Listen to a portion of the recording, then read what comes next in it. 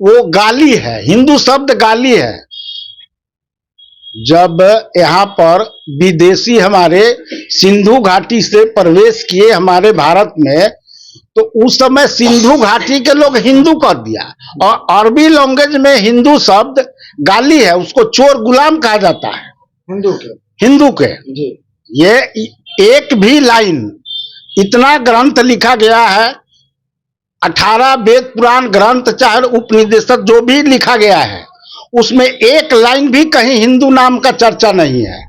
कैसे मान ले हम हिंदू हैं? पढ़े लिखे लोग जो पदाधिकारी हैं, नेता है, कार्यकर्ता है, उन्होंने अपने अपने व्यक्तिगत स्वार्थ के लिए बाबा साहब के संविधान को, बाबा साहब को भूलकर और अपने अपने रोटी सेकने का काम कर रहा है, जिसका नतीजा है कि विश्व में, भारत में आज भारत के संविधान को छेड़ा जा रहा है, इसके मूल रत्न निकाला जा रहा है, खोखला किया जा रहा है। लेकिन न जाने किसी को नेता बनने की खोड़ है, मंत्री बनने की खोड़ है, किसी चमचागिरी करने का खोड़ है, एक चमचा दुख बनाने में लगा हुआ है। लेकिन हम लोग अफसोस है कि बाबा साहब आपके सपना मरतों तक जिंदा रहेंगे। हमारे समाज में कोई आप जैसे बीच पैदा लेगा, पुनः लड़ाई, आपकी लड़ाई को बता दें कि संविधान निर्माता डॉक्टर भीमराव अंबेडकर जी का आज 69वां पुण्यतिथि है, जो कि आरजेडी कार्यालय शिवहर में बड़ी ही धूमधाम से मनाई जा रही है।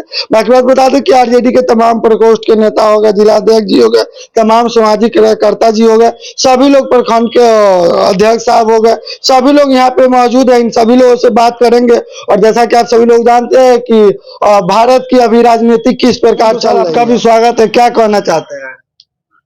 आज भारत रत्न भीमराव अंबेडकर साहब, जो हमारे पूजनीय बाबा साहेब से सुप्रसिद्ध है, उनका 6 दिसंबर 56 को देहांत हुआ था। तब से उनका पुण्यतिथि महापरिनिर्वाण दिवस के रूप में मनाया जाता है। आज हम लोग इस उपलक्ष्य में उनके मूर्ति पर माल्यार्पण किए। रही बात कि हमारे जन जन के नेता बाबा साहेब, जो आज उनके द्वारा जो संविधान लिखा गया है, जिसके बदौलत हम लोग आज तक चल रहे हैं, नहीं तो संविधान से पहले हम लोगों का या बहुजन समाज का जो स्थिति परिस्थिति था वो छिपा हुआ नहीं है।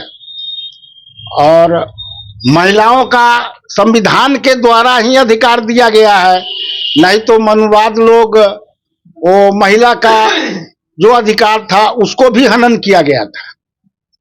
सर, अभी मौजूदा समय में क्या है कि संविधान का उद्देश्य है कि भाईचारा और स्वतंत्रता सिखाती है, मतलब कि एक समान सभी लोग हैं। मगर अभी के मौजूदा समय में भारत में क्या है कि बहुत से ऐसे लोग हैं जो कि सिर्फ हिंदू पद यात्रा निकाले, हिंदू जोड़ो यात्रा निकाले और तमाम प्रकार के मुद्दे हिंदू मुस्लिम ये सब करते हैं। उनके लिए क्या कहना चाहेंगे? देखिए, ये भाजपा का पाखंड का एजेंडा है, जिसको लोग हिंदू माने समझिए, हिंदू शब्द से हम लोग समझिए कि बहुत ही वो गाली है, हिंदू शब्द गाली है।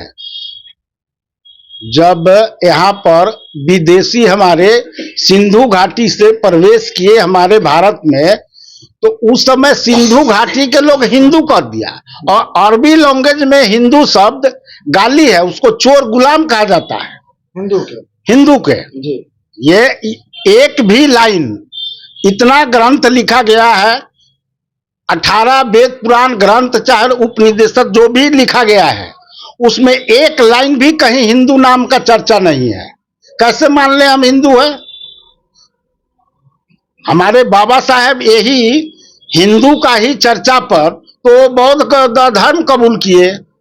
हम लोग हिंदू नहीं हैं। अगर मानिए तो हम लोग जो हिंदू धर्म को नहीं मानते हैं, चूंकि जो ईश्वर को मानते हैं,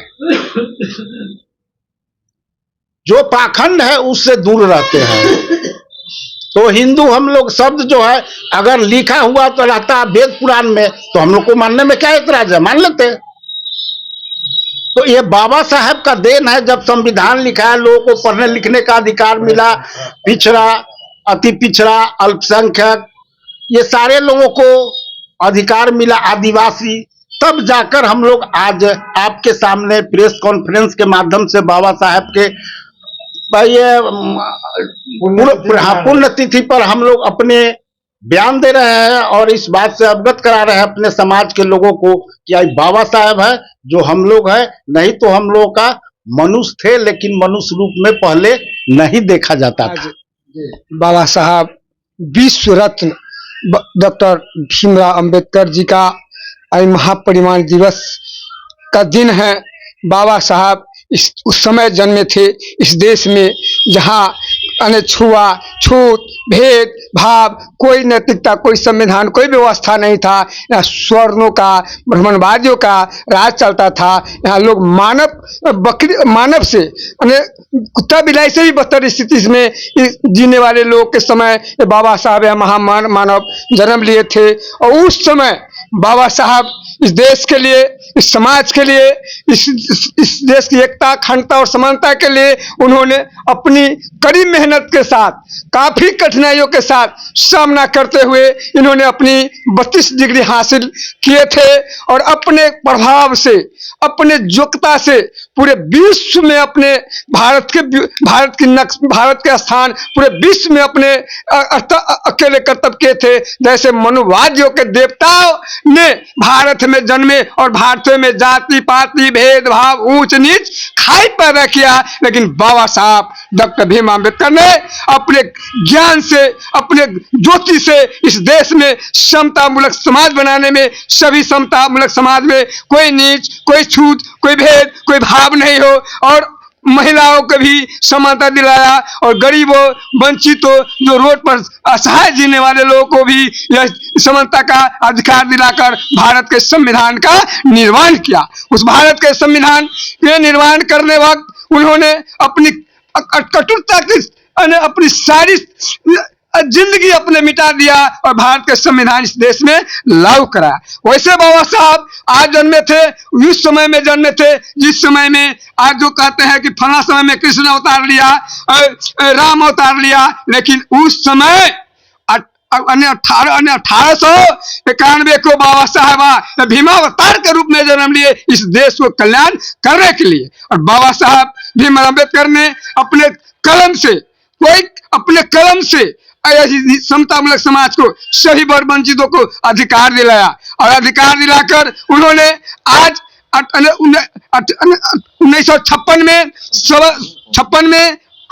1956 में सुबह के समय इन्होंने अपनी सारी कार्य पूरा करके इस समाज के वंचितों को, समाज के समतामूलक समाज को अपने संविधान सौंपा। कहा कि बेटे मैं सारी प्रक्रिया पूरा कर दिया है, सारे ग्रंथ लिख दिया है, इसे स्टडी करो, शिक्षा लाओ, संगठित लाओ और हमारे सपना को पूरा करो। लेकिन अफसोस है आज बाबा साहब के पुण्यतिथि में कि श्रद्धांजलि अर्पित करता हूं और अफसोस भी करता हूं इस समाज में पढ़े लिखे लोग जो पदाधिकारी हैं, नेता हैं, कार्यकर्ता हैं, उन्होंने अपने अपने व्यक्तिगत स्वार्थ के लिए बाबा साहब के संविधान को, बाबा साहब को भूलकर और अपने अपने रोटी सेकने का काम कर रहा है, जिसका नतीजा है कि विश्व में, भारत में आज भारत के संविधान को छेड़ा जा रहा है, इसके मूल रत्न निकाला जा रहा है, खोखला किया जा रहा है। लेकिन न जाने किसी को नेता बनने की खोड़ है, मंत्री बनने की खोड़ है, किसी चमचागिरी करने का खोड़ है, एक चमचा दुख बनाने में लगा हुआ है।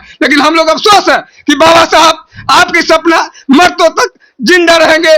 हमारे समाज में कोई आप जैसे बीच पैदा लेगा, पुनः लड़ाई आपकी लड़ाई को लड़ेगा। लेकिन अभी जो फिलहाल लड़ाई लड़ने की ताकत किसी दलितों के पास नहीं है, किसी समाज के पास नहीं है, और चमचागिरी रोटी सेकने की काम है, करने का काम करता है। आज मैं राष्ट्रीय जनता दल के कार्यालय में लालू यादव और केसी यादव के नेतृत्व में हो सकता है कि आपका संविधान का जो मूल रूप है वो बचेगा और बचाने का काम करेंगे। वैसे लोगों को आप जहां भी हो, कहीं भी हो, शक्ति प्रदान करो। जय भीम, जय अम्बेडकर, जय भारत। मैं सर्वनिर्मित करता हूं। सबसे पहला यह है कि देखिए बाबा साहब भीमराव अम्बेडकर की जयंती जो है मनाने के लिए सब लोग उत्सुकता रहता है, लेकिन अब जो भी व्यवस्था यहाँ हुआ है वो सब ठीक से संचालन करते हुए आपको यह बता दे कि भीमराव अंबेडकर एक ऐसे पुरुष थे, एक ऐसे योद्धा थे, एक ऐसे व्यक्ति थे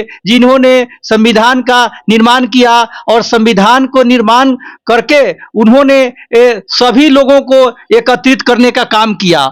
और दूसरा चीज है कि भीमराव अंबेडकर के पुण्यतिथि मनता है तो उसमें यह सब लोगों को साथ मिल करके सभी साथीगण हम लोग एकत्रित होकर के उनका जो है कि हम लोग कार्यक्रम करते हैं। और दूसरा चीज है कि शिवहर जिला बहुत छोटा जिला है, लेकिन फिर भी यहाँ जो है कि काफी संख्या में लोग एकत्रित होते हैं और सब लोग साथ देते हैं। और विशेष क्या बोलूं, फिर अब तो यही है कि पार्टी एवं सिद्धांत के रूप में सब लोग चलते रहे और आगे भी चलते रहेगा। जय हिंद, जय भारत। भीमराव अम्बेडकर जी की 69वीं पुण्यतिथि पर मैं उनका श्रद्धा सुमन अर्पित करता हूं। और आज जो संविधान उनका दिया हुआ है और उस संविधान में सभी धर्म के लोगों को आज सम्मान मिला है और सम्मान के तहत ही आज हम लोग आज कहीं पर उनका नाम ले रहे हैं और भारत संविधान के अनुसार चल रहा है और आगे भी चलता रहेगा। कुछ लोगों के यह कहने से कि संविधान बदल जाएगा, यह भारत में कभी भी कतई संभव नहीं है। इन्हीं शब्दों के साथ मैं एक बार फिर पुनः श्रद्धा सुमन अर्पित करते हैं। अतिथि पर हम उनको सादर नमन करते हैं। और आज जो देश का स्थिति है और राजनीति परिकल्प जो है, इसमें जो हमारे विरोधी दल के हैं जैसे भाजपा हैं, जेडीयू हैं, इनकी समांती विचारधारा में हमारे संविधान को खतरा है। संविधान को खतरा क्यों है? एक अल्पसंख्यक समुदाय को, अल्पसंख्यक में आप सिर्फ मुसलमानों को नहीं देखें, हम अपने देखने वालों से ये आग्रह करेंगे, अल्पसंख्यक में सारे समुदाय आते हैं, बहुत सारे समुदाय हैं अल्पसंख्यक में, उसको देखने की जरूरत है। अल्पसंख्यक समुदाय के साथ जो एक नाइंसाफी हो रही है वो हमारे संविधान के खिलाफ है। लोगों ने और हमारे नेताओं ने या हमारे जो नेशनल फाइटर थे उन्होंने हमारे देश को आज़ादी 1947 में दिलाई, लेकिन असल आज़ादी हम लोग को 1950 में मिली, जो डॉक्टर भीमराव अंबेडकर के द्वारा लिखी गई संविधान के तहत मिली।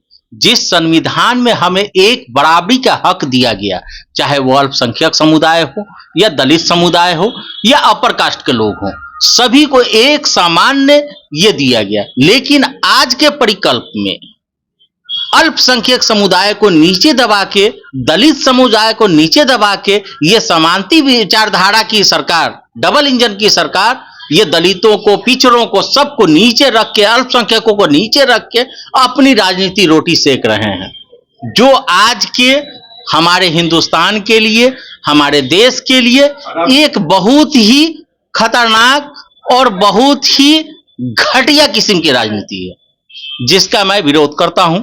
और इन्हीं शब्दों के साथ मैं अपने वाणी को विराम दूंगा। डॉक्टर भीमराव अंबेडकर जैसे नेता जिन्होंने संविधान को लिखा, मैं उनको सादर नमन अपनी तरफ से करता हूं और आजीवन मैं उनको नमन करता रहूंगा। देखिए, हम लोग राजद के जितने भी कार्यकर्ता हैं या हमारे जितने भी राजद के सिपाही हैं, हम लोग डॉक्टर भीमराव अंबेडकर जी के इन्हीं के विचारों को लेकर के पूरे अपने देश में राजनीतिक को भी इन्हीं के विचारधाराओं को लेकर चलते हैं। और जन जन से भी कहना चाहते हैं कि हम सब एक साथ मिलकर बाबा साहेब के आह्वान को पर हम अपने हक की लड़ाई खुद लड़े। जब तक अपने हक की आवाज हम खुद नहीं उठाएंगे, अपने आवाज को बुलंद नहीं करेंगे, हमको कुचलते रहेगा।